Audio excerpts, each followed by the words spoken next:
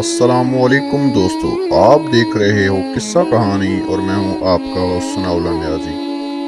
دوستو، آج ہم آپ کو ایسی معلومات دینے جا رہے ہیں جسے سن کر آپ بہت حیران ہوں گے کہ سعودی عرب کے ایک بینک میں خلیفہ سوئم حضرت عثمان بن عفان رضی اللہ تعالی عنہ کا آج بھی کرنٹ اکاؤنٹ موجود ہے۔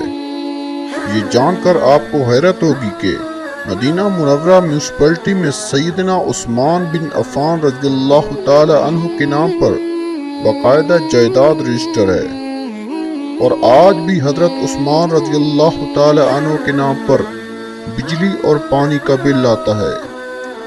نبوت کے 13ویں سال میں جب مسلمان ہجرت کر کے مدینہ منورہ پہنچے تو وہاں پینے کے لیے پانی کی بہت قلت تھی۔ مدینہ منورہ میں ایک یہودی کا کنواں تھا جو مسلمانوں کو پانی مہنگے داموں فروخت کرتا تھا۔ اس کنویں کا نام بئر روما یعنی روما کا کنواں تھا۔ وہاں ان حالات سے پریشان ہو کر مسلمانوں نے رسول اللہ صلی اللہ علیہ وآلہ وسلم سے شکایت کی اور اپنی پریشانی سے آگاہ کیا۔ اللہ کے نبی صلی اللہ علیہ وآلہ وسلم نے فرمایا، کون ہے جو یہ کنواں خریدے اور مسلمانوں کے لیے وقف کر دے؟ ایسا کرنے پر اللہ تعالیٰ اسے جنت میں چشمہ عطا کرے گا۔ حضرت عثمان بن عفان رضی اللہ تعالی عنہ اس یہودی کے پاس گئے اور کنواں خریدنے کی خواہش کا اظہار کیا۔ کنواں چونکہ منافع بخش آمدنی کا ذریعہ تھا، اس لیے یہودی نے اسے فروخت کرنے سے انکار کر دیا۔ حضرت عثمان رضی اللہ تعالی عنہ نے یہ تدبیر کی کہ یہودی سے کہا، پورا کنواں نہ صحیح، آدھا کنواں مجھے فروخت کر دو۔ آدھا کنواں فروخت کرنے پر ایک دن کنویں کا پانی تمہارا ہوگا اور دوسرے دن میرا ہوگا۔ یہودی ان کی اس پیشکش پر لالچ میں آ گیا۔ اس نے سوچا کہ حضرت عثمان اپنے دن میں پانی مہنگے داموں فروخت کریں گے، اس طرح اسے زیادہ منافع کمانے کا موقع مل جائے گا۔ چنانچہ اس نے آدھا کنواں حضرت عثمان بن عفان رضی اللہ تعالی عنہ کو فروخت کر دیا۔ سیدنا عثمان غنی رضی اللہ تعالی عنہ نے وہ کنواں اللہ کی رضا کے لیے وقف کر کے اپنے دن مسلمانوں کو کنویں سے مفت پانی حاصل کرنے کی اجازت دے دی۔ لوگ حضرت عثمان غنی رضی اللہ تعالی عنہ کے دن مفت پانی حاصل کرتے اور اگلے دن کے لیے بھی ذخیرہ کر لیتے۔ یہودی کے دن کوئی بھی شخص پانی خریدنے نہ جاتا۔ یہودی نے دیکھا کہ اس کی تجارت ماند پڑ گئی ہے تو اس نے حضرت عثمان سے باقی آدھا کنواں بھی خریدنے کی پیشکش کر دی۔ اس پر حضرت راضی ہو گئے اور کم و بیش 35,000 درہم میں پورا کنواں خرید کر مسلمانوں کے لیے وقف کر دیا۔ اس دوران ایک مالدار آدمی نے عثمان غنی رضی اللہ تعالی عنہ کو کنواں 2 گنا قیمت پر خریدنے کی پیشکش کی۔ حضرت عثمان نے فرمایا کہ مجھے اس سے کہیں زیادہ کی پیشکش ہے۔ اس شخص نے کہا، میں 3 گنا دوں گا۔ حضرت عثمان نے فرمایا، مجھے اس سے بھی کئی زیادہ گنا کی پیشکش ہے۔ اس آدمی نے کہا، میں 4 گنا دوں گا۔ حضرت عثمان رضی اللہ تعالی عنہ نے فرمایا، مجھے اس سے بھی کہیں زیادہ کی پیشکش کی ہے۔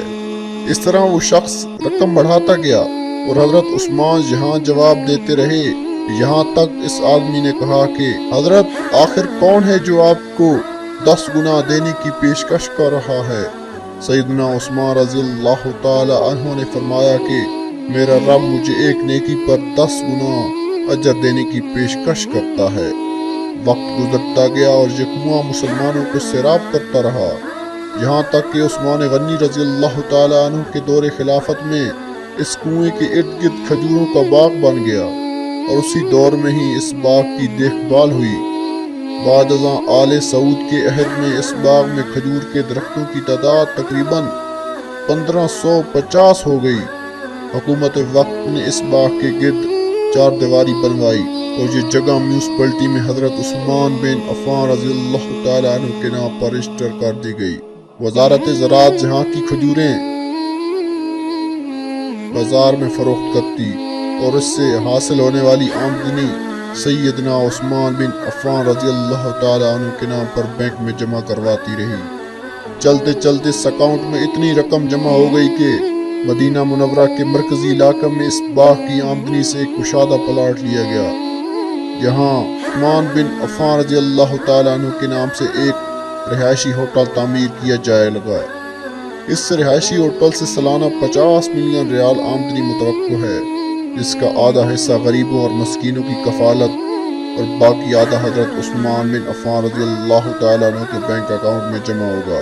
ذوالنورین حضرت عثمان بن عفان رضی اللہ تعالیٰ عنہ کے اس عمل اور خلوص نیت کو اللہ رب العزت نے اپنی بارگاہ میں ایسے قبول فرمایا اور اس میں اتنی برکت عطا فرمائی کہ قیامت تک ان کے لیے صدقہ جاریہ بنا دیا۔ یہ وہی لوگ ہیں جن کی جانیں اور مال اللہ تعالیٰ نے اپنی جانوں کے بدلے خرید لیے۔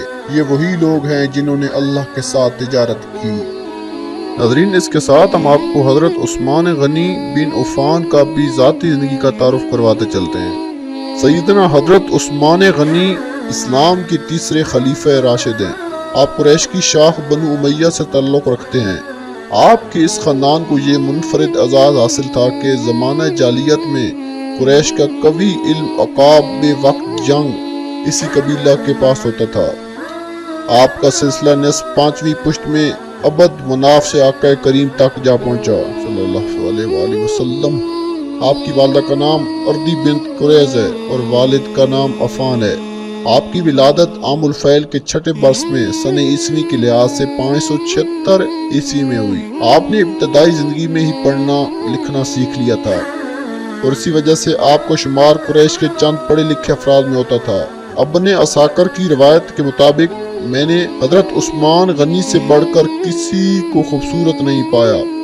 آپ دراز قد اور خوب رو تھے۔ آپ کی رنگ میں سفیدی کے علاوہ سرخی بھی تھی۔ آپ کی رہائش مبارکہ غنی تھی اور جسم کی ہڈیاں مضبوط اور چوڑی تھی۔ نبی پاک صلی اللہ علیہ وسلم کے اعلان نبوت کے بعد صرف 3 آدمیوں نے اسلام قبول کیا تھا کہ ایک دن حضرت عثمان اپنی خالہ سعدی بنت قریظ کے گھر گئے، جہاں اللہ تعالیٰ کے رسول پاک کا ذکر اقدس ہونے لگا۔ آپ کی خالہ نے کہا کہ محمد بن عبداللہ اللہ کے رسول صلی اللہ علیہ وسلم ہیں، آپ کے پاس حضرت جبرائیل علیہ السلام آتے ہیں۔ آپ صلی اللہ علیہ وسلم کا پیغام حق اور روشن ہے۔ آپ صلی اللہ علیہ وسلم کے دین میں خیر ہی خیر ہے۔ آپ کے خلاف جنگ کرنا دنیا و آخرت کی ذلت ہے۔ حضرت عثمان غنی کہتے ہیں کہ یہ باتیں سن کر جب میں اپنی خالہ کے گھر سے باہر نکلا تو میرے دل میں اسلام کی محبت جگہ بنا چکی تھی۔ ایک دن میرے دوست حضرت ابو بکر رضی اللہ تعالیٰ نے مجھے متفکر پایا تو اس کی وجہ پوچھی۔ میں نے بتایا جو باتیں اپنی خالہ سے سن رکھی تھیں وہ ان کو بتا دیں۔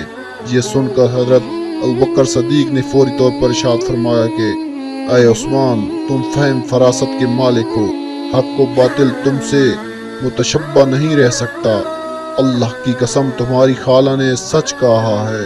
محمد بن عبداللہ اللہ کے سچے نبی ہیں جنہیں اللہ نے پوری دنیا کی ہدایت کے لیے بھیجا ہے۔ تمہاری کیا مرضی ہے؟ کیا تم ان کے پاس جا کر کلام الہی سنو گے؟ غرض صدیق اکبر حضرت عثمان کو لے کر برگاہ رسالت میں جا پہنچے۔ وہاں حضرت علی پہلے سے ہی موجود تھے۔ اللہ کے نبی صلی اللہ علیہ وسلم نے حضرت عثمان کو دیکھ کر ارشاد فرمایا کہ اے عثمان، تم نے اللہ کی جنت قبول کر لی ہے۔ تمہارا اور تمام مخلوق کا رسول ہوں۔ نبی کریم صلی اللہ علیہ وسلم بھی ارشاد ہی فرما رہے تھے کہ حضرت عثمان غنی نے اسلام قبول کر لیا اور اسلام قبول کرنے والوں میں آپ کا نام چوتھے نمبر پر آتا ہے۔ دعوت اسلام کرنے کے بعد مشرکین مکہ نے آپ کو بھی دوسرے مسلمانوں کی طرح بہت ستایا، آپ پر بے پناہ ظلم و ستم کیے، مگر آپ کی ایمانی قوت میں ذرا بھر بھی کمی نہ آ سکی۔